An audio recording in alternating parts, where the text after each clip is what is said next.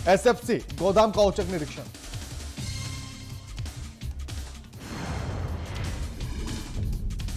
आज छाए रहेंगे बादल, शाम तक हो सकती है बारिश। शहर का न्यूनतम तापमान 10 डिग्री सेल्सियस रहने की संभावना, 3 डिग्री गिरेगा पारा।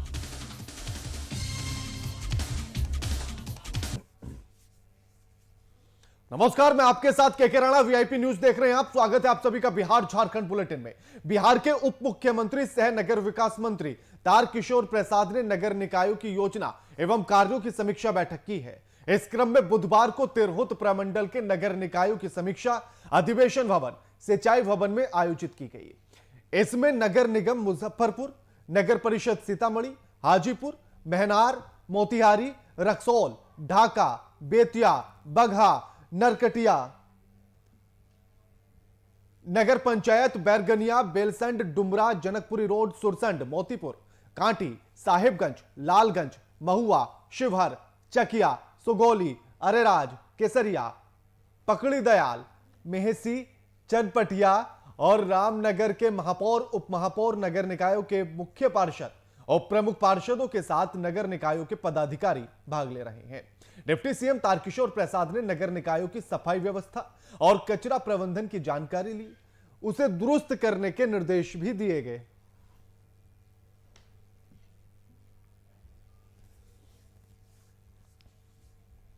बिहार के उप मुख्यमंत्री सह नगर विकास मंत्री तारकिशोर प्रसाद ने नगर निकायों की योजना एवं कार्यों की समीक्षा बैठक की, जिसमें तमाम नगर परिषद और नगर निगम के महापौर, उप महापौर सम्मिलित हुए, शामिल हुए। साथ ही तारकिशोर प्रसाद ने नगर निकायों की सफाई व्यवस्था और कचरा प्रबंधन की जानकारी ली है कि किस तरह से सफाई व्यवस्था की जा रही है और किस तरह से कचरे का प्रबंधन किया जा रहा है, और साथ ही जिन जगहों पर कमियां खामियां नजर आई वहां पर उन सभी को दुरुस्त करने के निर्देश भी दिए गए हैं।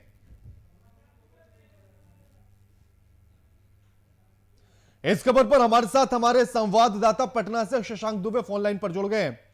शशांक जी, उप मुख्यमंत्री ने आज समीक्षा बैठक की है, जिसमें तमाम नगर पालिका और नगर परिषद के महापौर, उप महापौर सम्मिलित हुए और शामिल हुए। क्या कुछ इस समीक्षा बैठक में निकलकर सामने आया, शशांक? देखिए कि आज नगर विकास मंत्री सर डिप्टी सीएम है बिहार के तारकिशोर प्रसाद, उन्होंने एक समीक्षा बैठक की है। जो अलग अलग प्रमंडल को समीक्षा बैठक कर रहे हैं नगर निकायों की, उसी क्रम में उन्होंने आज तिरहुत प्रमंडल की बैठक की है। तो तिरहुत प्रमंडल में जितने नगर निगम है, नगर निकाय हैं, नगर परिषद है और नगर पंचायत है, तमाम के जो मेयर होते हैं या अध्यक्ष होते हैं वो पहुंचे थे यहाँ पर, और साथ साथ जो एग्जीक्यूटिव अफसर होते हैं वो पहुंचे थे। इसके अलावा नगर विकास की पूरी टीम थी। तो जो नगर निकायों में सबसे बड़ी जो चैलेंजेस है वो है सफाई व्यवस्था को लेकर और कचरा प्रबंधन को लेकर। तो इन सफाई जो व्यवस्था का है कि कैसे नगर निकाय में किया जा रहा है और कचरा प्रबंधन क्या है, इसको लेकर एक चर्चा भी हुई है, एक दूसरे से डिस्कशन हुआ है। किन नगर निगमों में क्या परेशानियां हैं और क्या क्या उनको रिसोर्सेज चाहिए, इसको लेकर चर्चा हुई है। और फिर उसके बाद नगर विकास के अधिकारियों ने एक प्रेजेंटेशन दिया और तमाम जो एग्जीक्यूटिव अफसर्स हैं नगर निगम के, नगर परिषद के, उनको कहीं ना कहीं बताया है कि क्या किया जाना चाहिए। और नगर निगम के या नगर परिषद के लोगों ने भी अपनी डिमांड्स रखी हैं। तो दोनों के बीच एक तरह से कम्युनिकेशन हुआ है कि सफाई व्यवस्था को और कचरा प्रबंधन को कैसे मजबूत किया जाए। आखिर इस कम्युनिकेशन का कितना प्रभाव पड़ेगा सफाई व्यवस्था को लेकर और तमाम बाकी चीजों को लेकर, शशांक? जी बिल्कुल, क्योंकि नगर विकास पूरी तरह से इस बात को लेकर कटिबद्ध है बिहार में कि जो आधारभूत ढांचा है या आधारभूत शहरी निकायों को लेकर आधारभूत स्ट्रक्चर्स हैं उनको मजबूत किया जाए और इंफ्रास्ट्रक्चर को डेवलप किया जाए। तो ऐसे में ये इस तरह की कवायद, एक दूसरे को कम्युनिकेशन होता है तो कहाँ कमियां हैं और क्या किया जाना है ये पता चलता है। इसी को लेकर आज मंत्री जानने की कोशिश कर रहे थे कि आखिर वास्तविक स्थिति क्या है और क्या किया जाना चाहिए। आखिर जिस तरह से तमाम पार्षद, उप मुख्य पार्षद, महापौर, उप महापौर सभी लोग इसमें सम्मिलित हुए हैं, उन्होंने क्या कुछ कहा? देखिए, तमाम लोगों ने अपनी अपनी जो नगर निगम है और नगर इकाई है नगर निकाय हैं उनकी अपनी अपनी वास्तविक स्थिति और परेशानियां भी बताई हैं और ये भी बताया कि उनके यहाँ कचरा प्रबंधन की क्या व्यवस्था है, सफाई की क्या व्यवस्था है। तो जो सुझाव अगर मुख्यालय स्तर से दिए जाने थे उनको सुझाव भी दिए गए हैं और जिन रिसोर्सेज की मांग थी कि उनको क्या क्या चाहिए इन व्यवस्थाओं को सुधारने के लिए, तो वो भी उन्होंने डिमांड्स रखी है। तो तमाम चीजों को कंपाइल करके अब नगर विकास विभाग इस पर निर्णय लेगा और उसके बाद आगे की रणनीति बताएगा कि आखिर सुधार कैसे किया जा सकता है और क्या क्या आवश्यकताएं पूरी की जा सकती हैं। जी बिल्कुल, शुक्रिया आपका शशांक हमारे साथ ये तमाम बातचीत करने के लिए।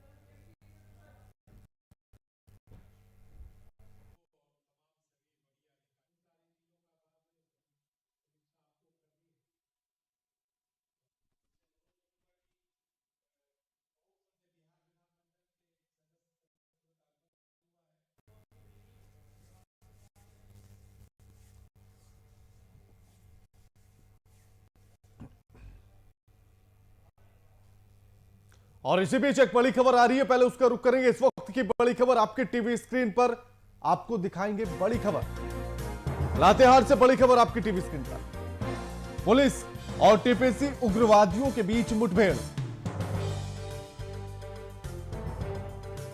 लातेहार से बड़ी खबर, पुलिस और टीपीसी उग्रवादियों के बीच मुठभेड़। पुलिस के बीच और टीपीसी उग्रवादियों के बीच ये झड़प हुई है, ये मुठभेड़ हुई है।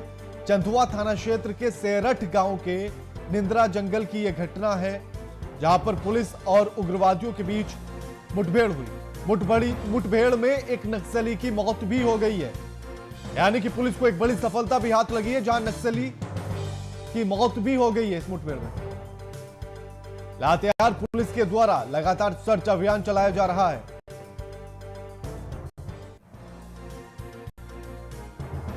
एक के बाद एक जिस तरह से पुलिस लगातार अभियान चला रही है, और उसी के बीच पुलिस और नक्सलियों के बीच जो मुठभेड़ हुई उसमें एक नक्सली मारा गया, ढेर कर दिया गया।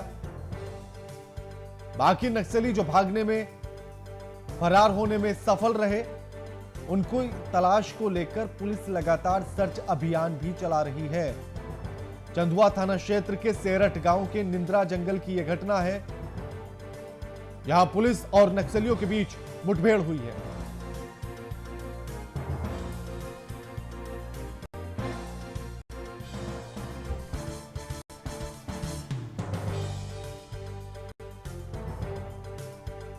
मुठभेड़ में एक नक्सली को ढेर कर दिया गया।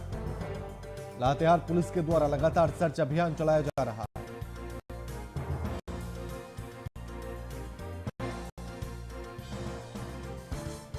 बड़ी खबर आपकी टीवी स्क्रीन पर लातेहार से, जहां नक्सली और पुलिस के बीच मुठभेड़ हुई, जिसमें एक नक्सली को ढेर कर दिया गया। इस खबर पर हमारे साथ हमारे संवाददाता गोपी कुमार फोन लाइन पर जुड़ गए हैं। गोपी, पुलिस के और नक्सलियों के बीच मुठभेड़ हुई है, पूरी जानकारी क्या कुछ है और मौजूदा स्थिति क्या कुछ है? गोपी, देखिए इन दिनों जिले भर में नक्सली पहलकदमी जो है सो तेज हो गई है ना, और नक्सली घटनाओं को रोकने के लिए लातेहार पुलिस को सभी हर मुमकिन प्रयास किया जा रहा है। इसी कड़ी में पुलिस को गुप्त सूचना मिली थी कि चंदवा थाना क्षेत्र के सेरठ गांव अंतर्गत निंद्रा जंगल में टीपीसी नक्सली संगठन कुछ उग्रवादी जमवाड़ा लगाए हुए हैं और जो जानकारी मुझे मिली है उसके मुताबिक नक्सली वहां जमा होकर किसी बड़ी घटना को अंजाम देने की योजना बना रहे थे और इस बात की भनक पुलिस को लग चुकी थी और उसी के आधार पर पुलिस टीम उस इलाके में गई थी। सभी पुलिस सुरक्षा बलों का और नक्सलियों का आमना सामना हुआ। इसके बाद दोनों ओर से गोलीबारी शुरू हुई। हालांकि इस मुठभेड़ में सुरक्षा बलों को एक बड़ी कामयाबी मिली है। कामयाबी ये मिली है कि सुरक्षा बलों ने किसी उग्रवादी को मार गिराया है और हालांकि मारा गया जो नक्सली गोपी, जो नक्सली मारा गया है, जिसको ढेर कर दिया गया है, उसके पास से कुछ चीजें बरामद हुई हो या कुछ और जानकारी हासिल हुई हो? लेकिन राणा, जो मारा गया नक्सली है वो कोई बड़ा नेता है या फिर नक्सली दस्ते का कोई सदस्य, इस बात की पुष्टि नहीं हुई है। हालांकि सर्च अभियान के दौरान पुलिस को एक AK-47 हथियार बरामद हुआ है और अभी पुलिस की ओर से उस इलाके की घेराबंदी करके सर्च अभियान चलाया जा रहा है। कुछ देर के बाद हो सकता है कि इस घटना का और भी कोई अपडेट मिल पाएगा, वो हम अपने दर्शकों तक जरूर पहुंचाएंगे। जी, आखिर पुलिस अब आगे क्या कुछ कार्रवाई करने की बात कह रही है और कुल मिलाकर कितने नक्सली थे जिनके साथ मुठभेड़ हुई, कुछ जानकारी? देखिए, फिलहाल जंगल में होने के कारण ज्यादा बात अभी जो है तो वरीय पुलिस पदाधिकारी से नहीं हो पा रही। हालांकि प्रशांत आनंद जो है यहाँ के एसपी, उन्होंने इस घटना की पुष्टि की है और जैसा कि मैंने बताया कि जैसे कुछ ताजा अपडेट आता है हम अपने दर्शकों तक पहुंचाएंगे। और अभी पुलिस उस इलाके की घेराबंदी कर रही है। बिल्कुल शुक्रिया गोपी आपका हमारे साथ ये तमाम बातचीत करने के लिए।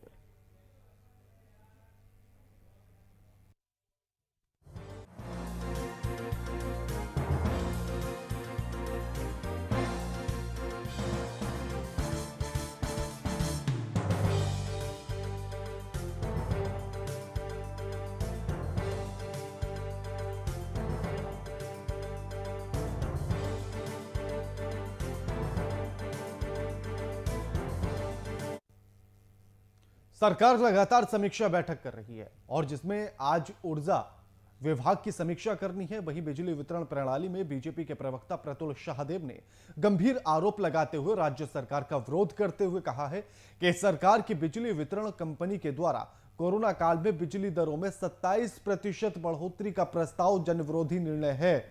साथ ही झारखंड बीजेपी इसका कड़ा विरोध करेगी। सरकार को इस प्रस्ताव को वापस लेना होगा।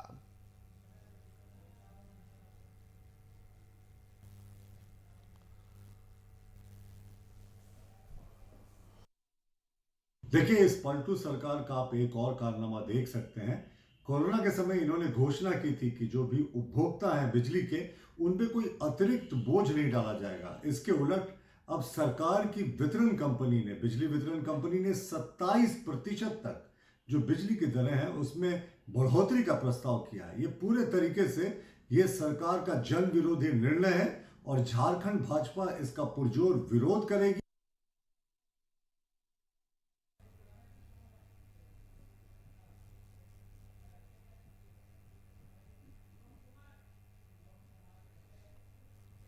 इस खबर पर हमारे साथ हमारे संवाददाता शुभम कुमार फोन लाइन पर जुड़ गए हैं।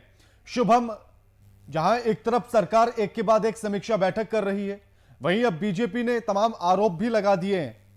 शुभम, बिल्कुल, देखिए, लगातार मौजूदा हेमंत सरकार समीक्षाएं कर रही है, हर विभाग की समीक्षाएं हो रही है, लेकिन कह सकते हैं कि इस बार भारतीय जनता पार्टी ने जरूर मौजूदा राज्य सरकार पर निशाना साधा है, क्योंकि सरकार ने जब कोरोना काल के समय वो कह दिया था मौजूदा सरकार ने कि जो बिजली का जो दर रहेगा उसमें बढ़ोतरी नहीं की जाएगी, लेकिन उसके बावजूद भी जब कोरोना संक्रमण का दौर अब धीरे धीरे खत्म होने को है, उसके बाद से अचानक एक निर्णय ले लेना, तो कहीं ना कहीं आज भारतीय जनता पार्टी वर्तमान के मौजूदा सरकार को पलटू सरकार साबित करने का एक बयान सामने आया है।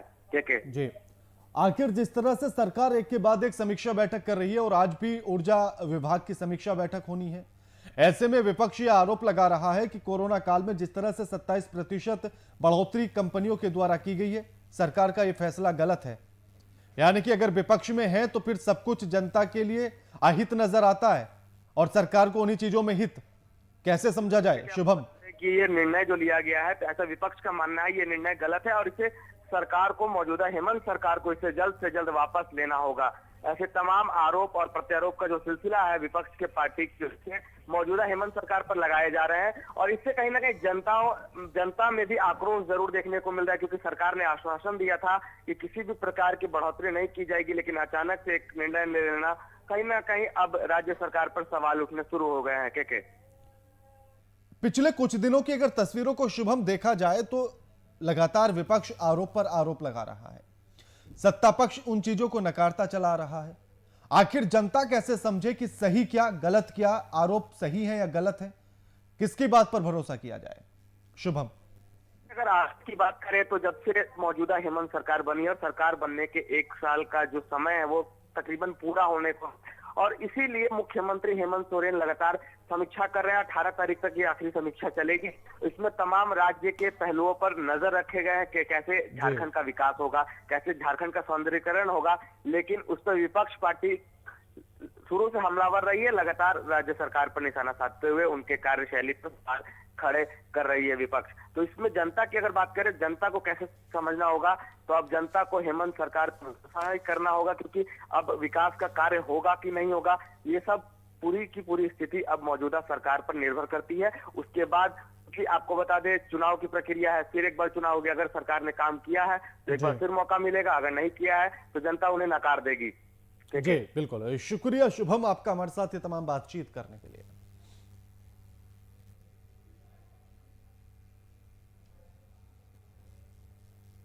सिवान के डीएम अमित पांडे ने सुबह सुबह प्रखंड के कई विभागों का दौरा किया। इस दौरान अधिकारियों में हड़कंप मच गया। डीएम अमित कुमार पांडे ने कई विभागों का जायजा लिया, साथ ही कई दिशा निर्देश भी दिए गए। सरकारी अस्पताल का निरीक्षण किया, साथ ही महिलाओं ने डीएम अमित कुमार पांडे की गाड़ी को रोककर अपनी परेशानी को बताया। पांडेपुर पंचायत के वार्ड नंबर 3 में नल जल योजना को लेकर दो गुटों में जमकर मारपीट हुई थी, जिसमें तारकेश्वर भारती नाम के एक व्यक्ति घायल हो गए। डीएम दरौंदा अस्पताल का जांच करने पहुंचे, यह मामला सामने आया। डीएम सिवान ने इस मामले में जांच करने के आदेश दे दिए हैं। जिलाधिकारी साहब निरीक्षण पर निकले थे, जायजा लेने निकले थे, जहां बीच में ही कुछ लोगों ने उन्हें रोक लिया और उनको अपनी परेशानी बताई। नल जल योजना के तहत यानी कि नल जल योजना को लेकर दो गुटों में जमकर मारपीट हुई। इस खबर पर हमारे साथ हमारे संवाददाता विजय हमारे साथ फोन लाइन पर जुड़ गए। विजय, दो गुटों में मारपीट हुई और आज डीएम साहब जब जा रहे थे अपने निरीक्षण के लिए, जायजा लेने के लिए, तो ग्रामीणों ने उन्हें रोक लिया, स्थानीय लोगों ने उन्हें रोक लिया और उन्हें ये सारी परेशानी बताई। पूरी जानकारी क्या कुछ है? बिल्कुल, देखिए, जिस तरह से नल जल योजना में जिस तरह से लगातार धांधली की जो खबरें सामने आ रही है, उसी को लेकर एक मामला महाराजगंज थाना क्षेत्र का था, जहां पे नल जल को लेकर दो पक्षों में मारपीट हो गई।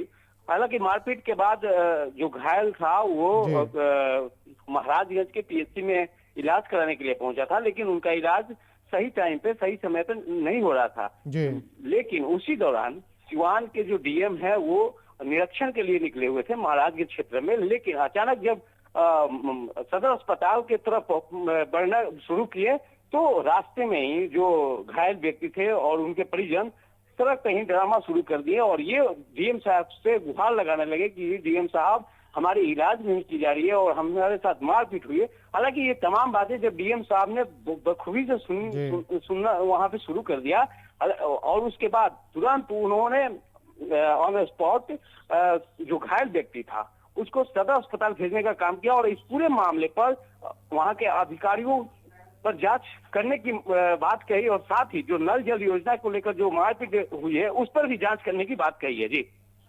विजय, ये कितनी कहा जाए कि बड़ा दुख भरी बात यह है, या इस पर क्या कहा जाए कि कोई व्यक्ति घायल हो जाता है और अस्पतालों में उसको इलाज तक नहीं दिया जाता है, भर्ती नहीं किया जाता है, फिर कैसे यकीन किया जाए कि हिंदुस्तान में लोकतंत्र है, या कैसे यकीन किया जाए कि सबके लिए कानून एक है, सुविधाएं एक है?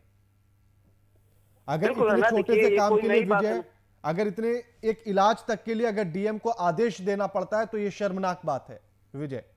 शर्मनाक बात है और खास करके ये कोई नई बात नहीं है। खास करके सिवान के कोई भी पीएचसी का बात किया जाए तो ये जो जांच की बात किया जाए ना, तो ये वाकई में जो स्थिति जो देखने को मिला, आमतौर पे डेली देखने को मिलता है, लेकिन जो जिला के अधिकारी महोदय हैं, डीएम साहब हैं, उन्होंने अपने आंखों से देखा, तब उनको ये कहा जा सकता है कि उनको ये यकीन हुआ कि वाकई में जो अस्पताल है या फिर अन्य पीएचसी है वहां पे किस तरह से लोगों को इलाज किया जाता है, यानी इलाज के नाम पे खानापूर्ति किया जाता है। साफ तौर पे कहा जा सकता है कि कैसे भी डॉक्टर अपनी जिम्मेवारी छोड़ाते हैं और जिम्मेवारी छोड़ने के बाद उन्हें कहते हैं कि यहाँ से सिवान रेफर किया जाए। जो छोटे छोटे पीएचसी अस्पताल हैं जैसे मैं आपको बता दूं कि महाराजगंज में जो एक अस्पताल है वहां से सिवान रेफर किया जाता है और डॉक्टर अपना जिम्मा छुड़ा लेता है कि ये गंभीर मामला है, सिवान ले जाइए। और सिवान भी आने के बाद उस मामले को कहा जाता है कि बहुत गंभीर मामला है, इसे पटना ले जाइए। लेकिन तो ये साफ तौर पे कहा जा सकता है कि डॉक्टर जो है वो अपना जिम्मा छुड़ा लेते हैं और उन्हें उससे ये कहा जा सकता है कि छुटकारा पाने के लिए वो रेफर करते जाते हैं,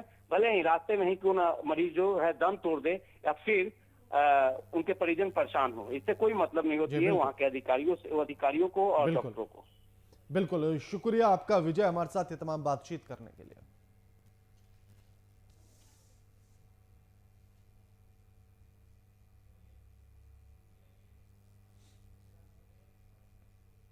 झारखंड में पिछले 24 घंटे में कोरोना के 209 नए संक्रमित केस सामने आए हैं। वहीं एक संक्रमित की मौत हो गई है। राज्य में एक्टिव केस की संख्या 1578 हो गई है। सबसे ज्यादा रांची में 98 कोरोना केस सामने आए हैं। इसके बाद पूर्वी सिंहभूम से 38, बोकारो से 14, धनबाद से 15, रामगढ़ से 8 समेत कई मामले सामने आए हैं। अभी भी कोरोना के मामले निकलकर सामने आ रहे हैं, यानी कि अभी भी सावधान होने की जरूरत है, क्योंकि कोरोना अभी भी है। कोरोना कहीं नहीं गया है, तो हमें एहतियात रखना होगा, हमें सावधानियां बरतनी होंगी, हमें उन तमाम बातों का ख्याल रखना होगा जो गाइडलाइंस के तहत की गई हैं। यानी कि हमें सोशल डिस्टेंस का पालन करना होगा, हमें मास्क लगाना होगा, हमें सैनिटाइजर का इस्तेमाल करना होगा, साफ सफाई का हमें विशेष ख्याल रखना होगा। लेकिन इस तरह की चीजें तमाम जगहों पर लापरवाही के साथ देखी जा रही हैं। प्रशासन भी लगातार अपील कर रहा है, हम भी लगातार जनता से अपील कर रहे हैं, सरकार भी तमाम बार अपील कर चुकी है, लेकिन उसके बाद भी जनता के द्वारा जो लापरवाही देखी जा रही है, उस लापरवाही को कम करना होगा, तभी हम कोरोना पर विजय पा सकते हैं।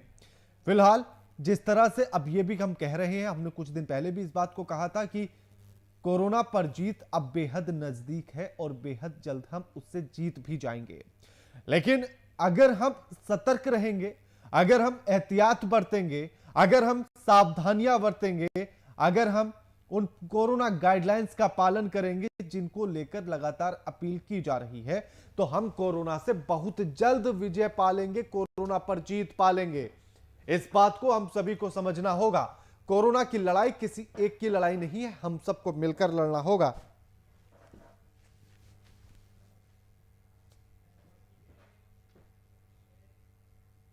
पीडीएस दुकानदार के द्वारा उपभोक्ता को सड़ा गला अनाज मिलने की शिकायत पर मनेर प्रखंड के उप प्रमुख उपेंद्र प्रसाद ने एसएफसी गोदाम का औचक निरीक्षण किया है।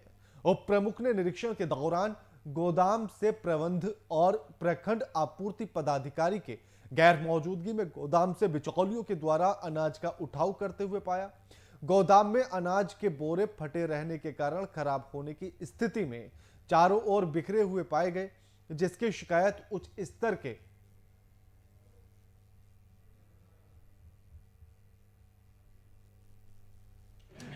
ये निरीक्षण में सबसे पहले तो खाद्य आपूर्ति पदाधिकारी नदारत मिली।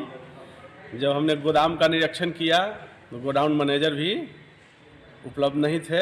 उनके अनुपस्थिति में गोदाम पर उठाव हो रहा था बिचौलिया द्वारा, और कई तरह के जो है यहाँ पर देखने में अनियमितता मिली। रख रखाव का स्थिति जो काफ़ी दयनीय है, इसकी शिकायत हम वरीय पदाधिकारी अनुमंडल पदाधिकारी से करेंगे।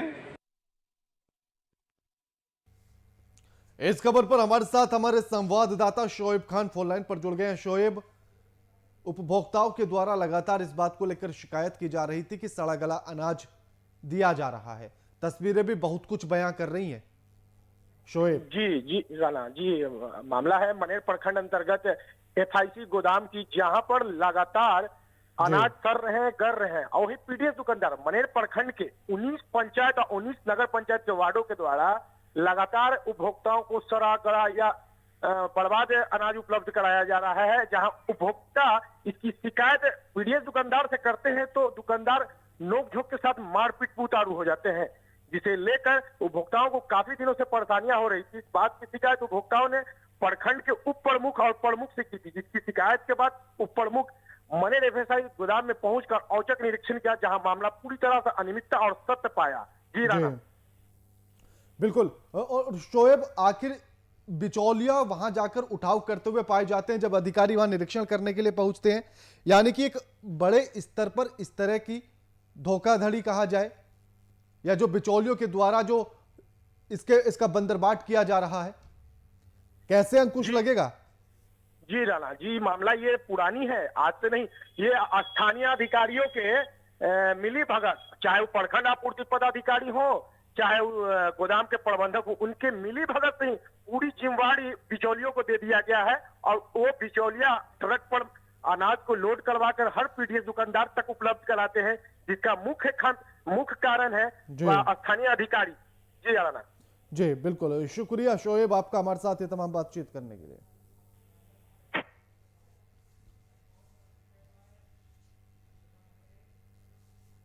बुलेटिन में फिलहाल इतना ही। लगातार खबरों के लिए देखते रहिए वीआईपी न्यूज। नमस्कार।